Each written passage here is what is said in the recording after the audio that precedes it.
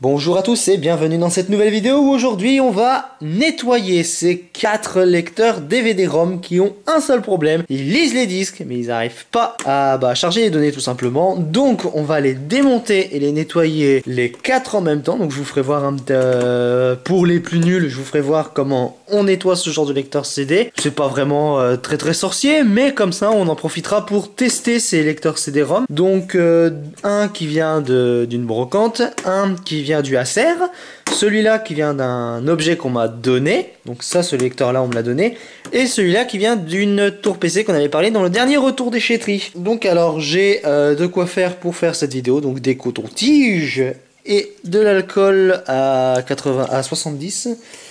Je crois que c'est à 70. Donc oui, je confirme, c'est bien de l'alcool à 70. Donc hop, on va poser ça là et là.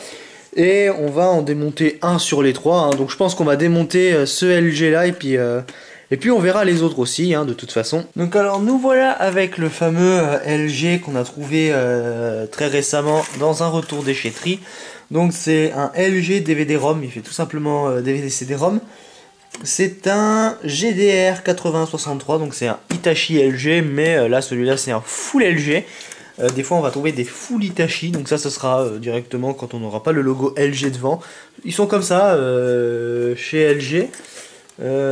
D'ailleurs un exemple de Hitachi LG qui est uniquement Hitachi, c'est ceux-là. Dès qu'on voit le logo Hitachi ici, généralement c'est Hitachi qui fait le full.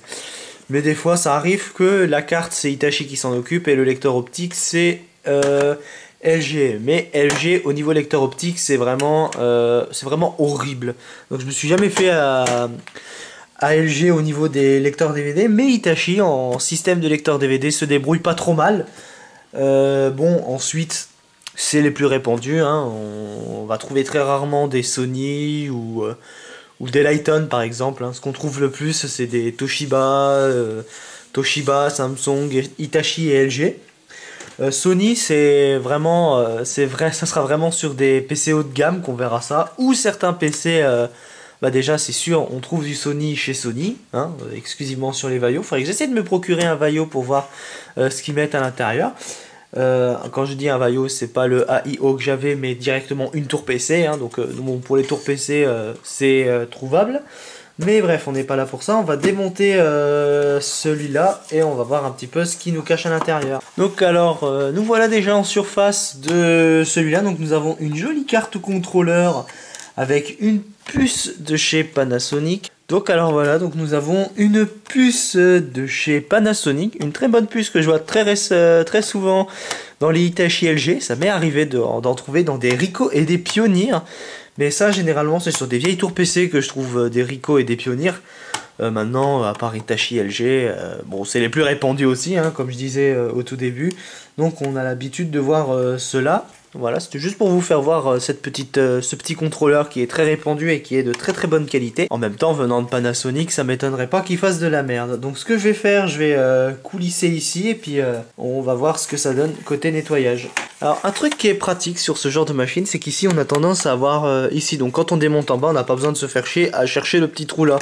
On cherche juste le petit clapet qui est là pour le remonter ici. Bon là j'utilise une paire de ciseaux, mais on peut le faire avec les doigts facilement. Donc ce que je vais faire, je vais retirer le plastique là et le haut et on va voir un petit peu ce que donne le lecteur optique en lui-même. Donc voilà, donc nous sommes sur un lecteur optique de chez LG, les très bons lecteurs optiques très moyens de chez LG. Donc ça c'est vraiment moyen parce que j'ai vu des LG de meilleure qualité que ça quand même.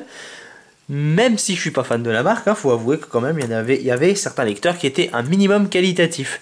Là celui-là, bon faut pas trop faire tourner de CD parce que ce genre de choses là ça a tendance à se braquer facilement.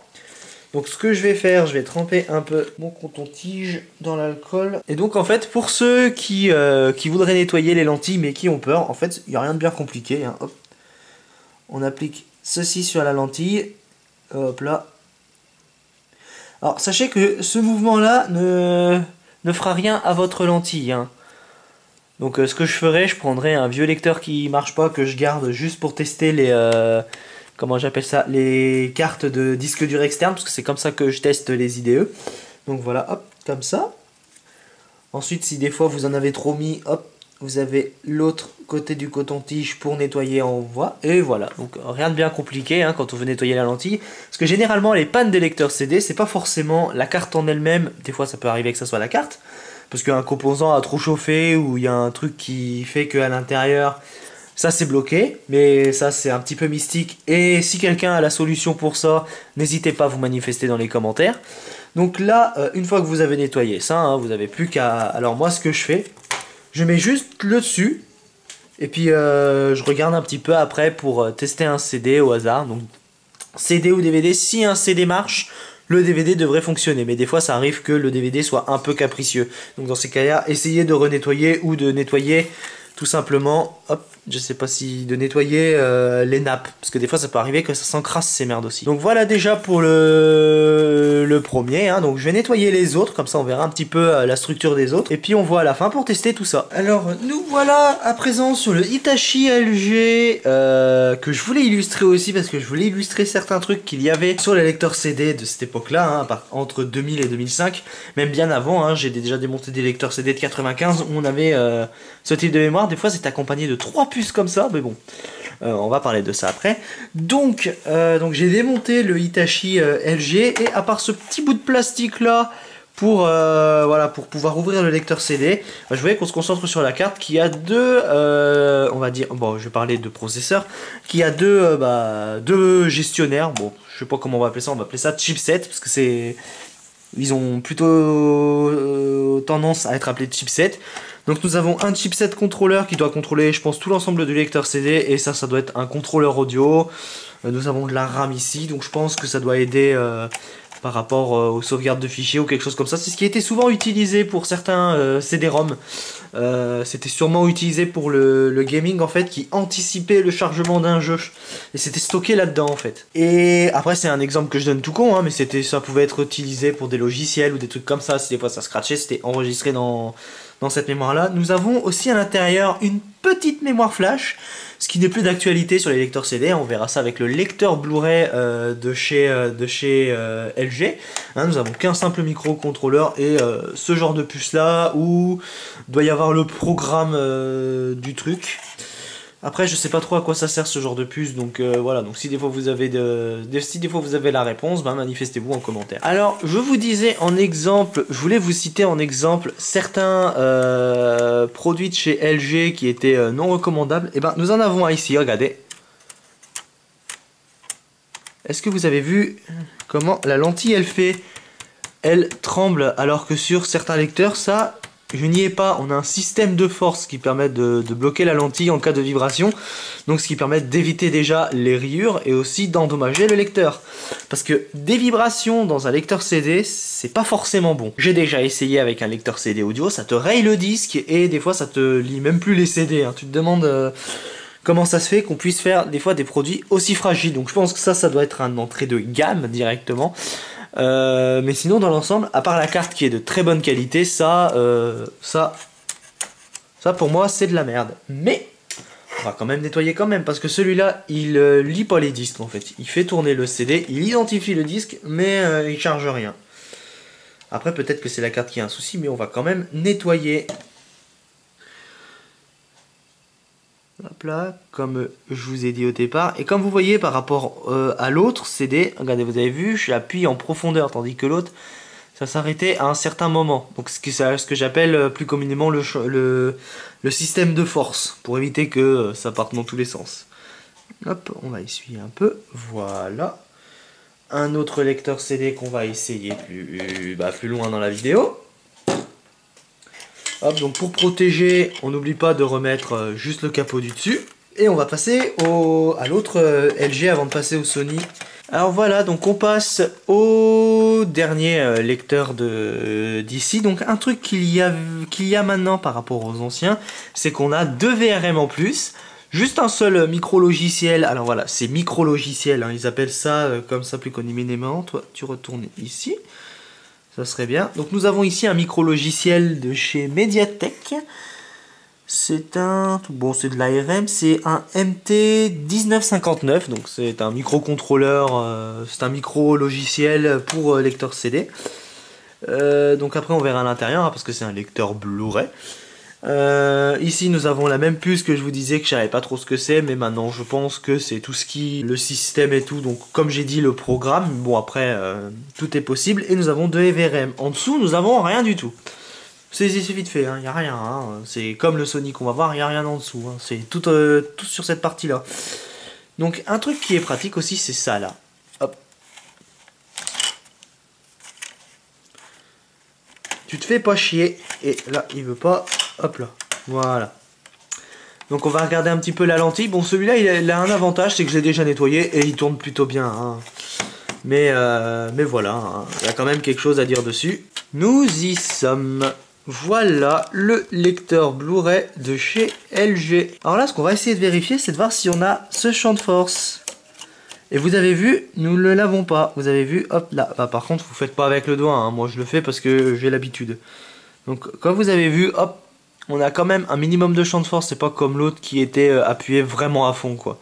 Donc hop, donc celui-là est déjà nettoyé, mais je vais repasser un coup parce que avec mes doigts dégueulasses, ça a repassé. Donc je vous fais voir vite fait, hein. On fait lentille par lentille, en étant très minutieux, parce que ça c'est des lentilles super fragiles.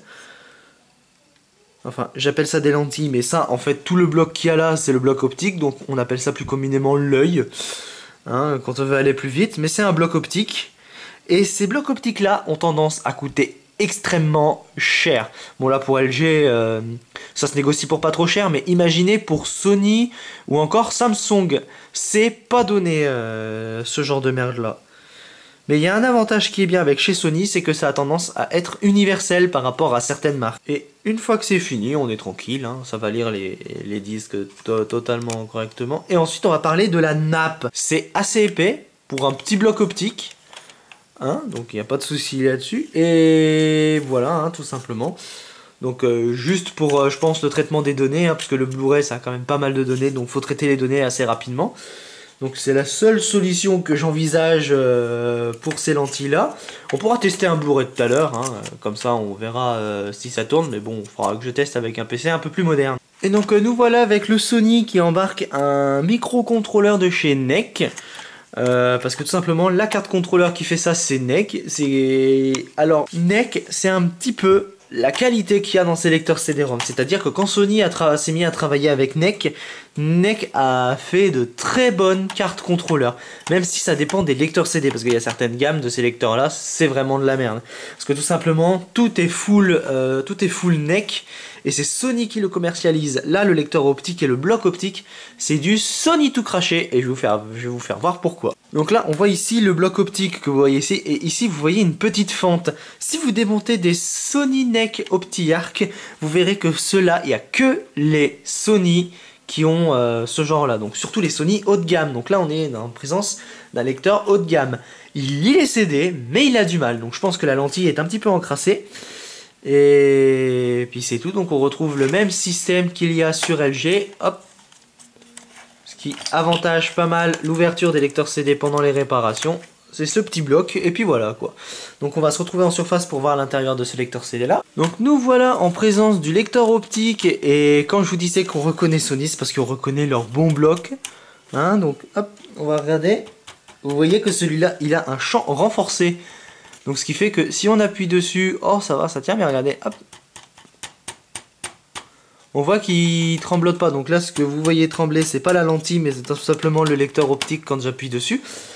Donc alors voilà, et vous pouvez voir qu'ici nous avons des capteurs, alors là je ne sais pas trop à quoi ça sert, mais je pense que c'est des capteurs optiques pour détecter dès qu'il y a un disque, et là il se met tout d'un coup à charger.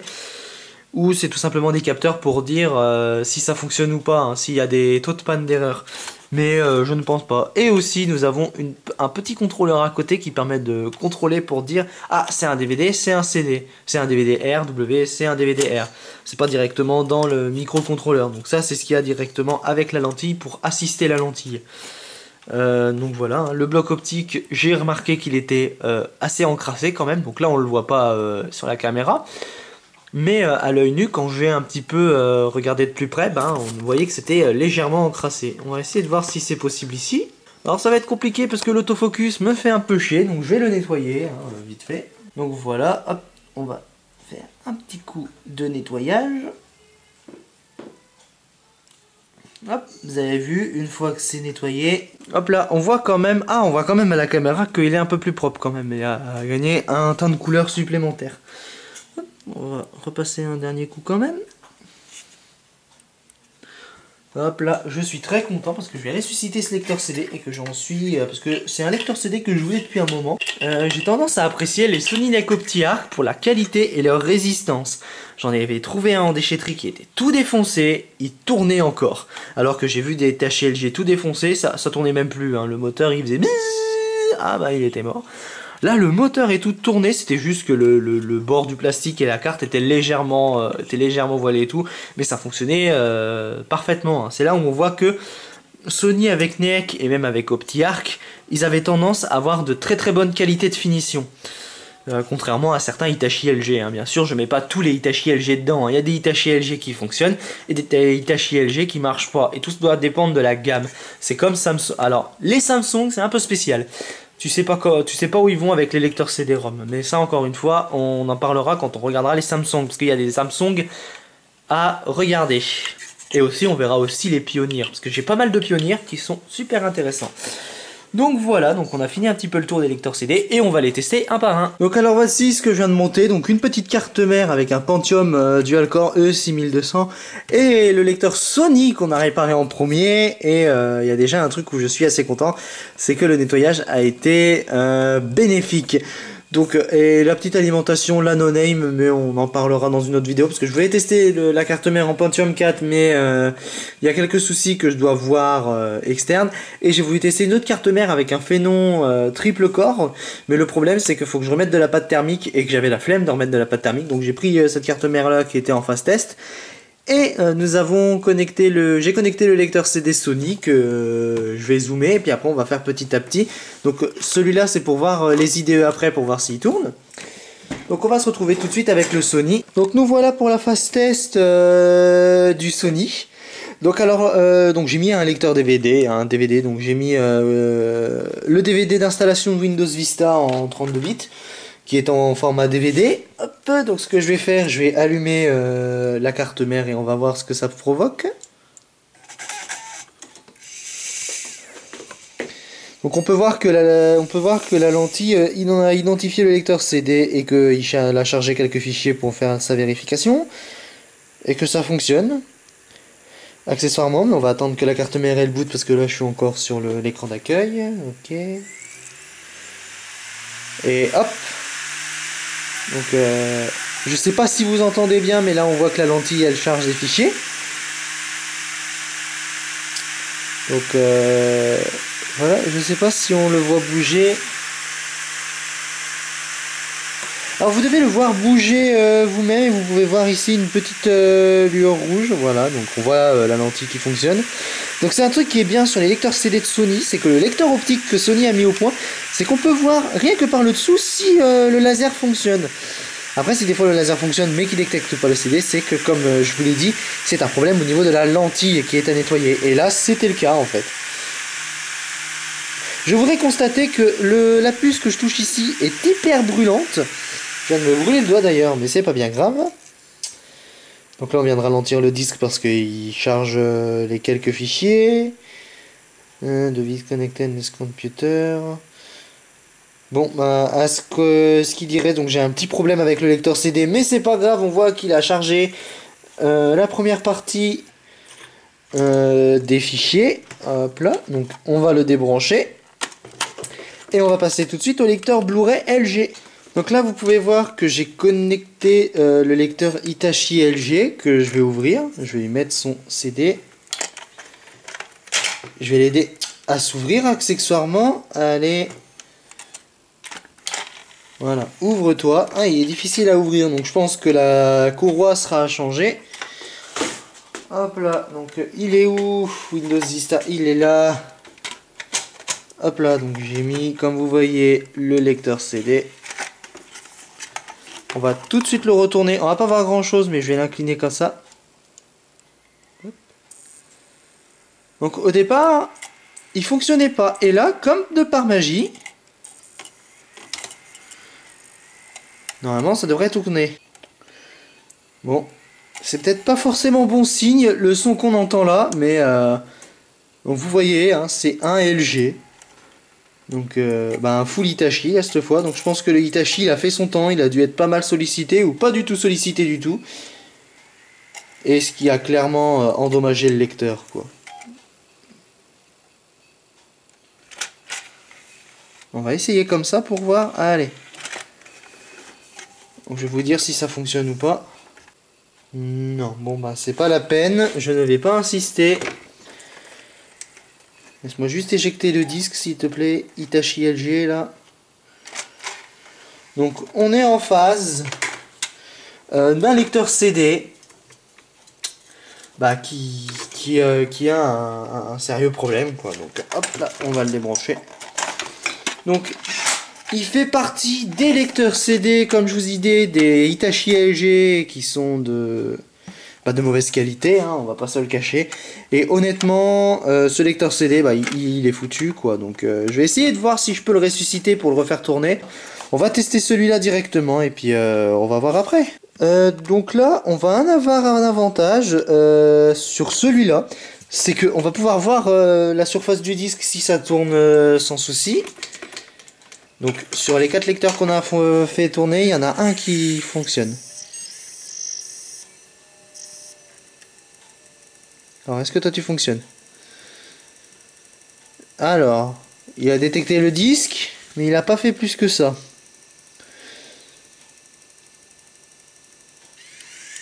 Ah, ah.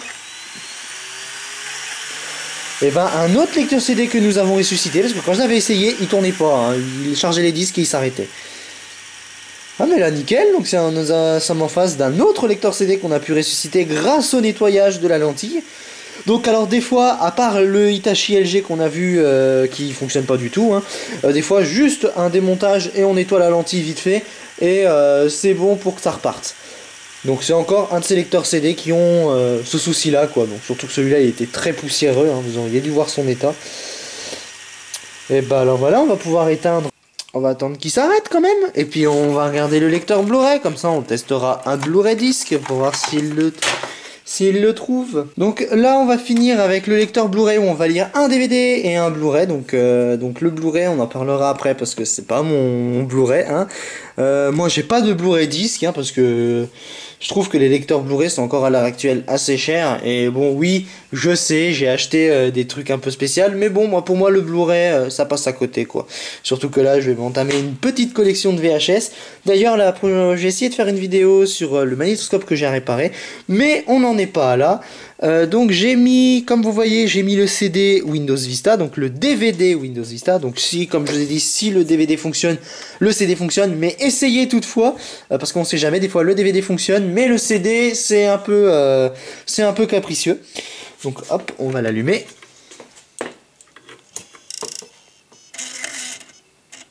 Bon, déjà c'est ok.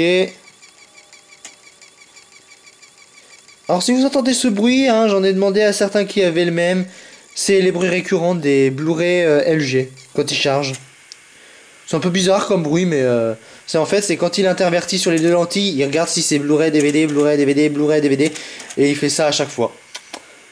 Donc alors on va voir. Pour le DVD c'est bon signe, ça charge super rapidement. Donc alors je remercie la personne qui me l'a récupéré dans une brocante, celui-là. Éteins-toi. Donc je vais exécuter Xubuntu sur une clé USB parce que je n'ai pas envie de sortir le disque dur d'Ubuntu. Donc pour finir, c'était pour vous dire que tout simplement quand vous avez des problèmes de lecteur CD, envisagez le nettoyage de la lentille, ce qui est quelque chose que forcément tout le monde a peur au début de démonter, et rassurez-vous, vous n'allez pas casser la lentille. Je vous ferai voir sur un lecteur CD, ça se trouve peut-être celui que j'arriverai pas à ressusciter, je vous ferai voir ce qui permettra pas de lire vos DVD, ce qui est un truc qui est totalement quand on est un sagouin, quand on démonte quelque chose. Mais voilà, donc au niveau du lecteur Blu-ray, il m'a été donné.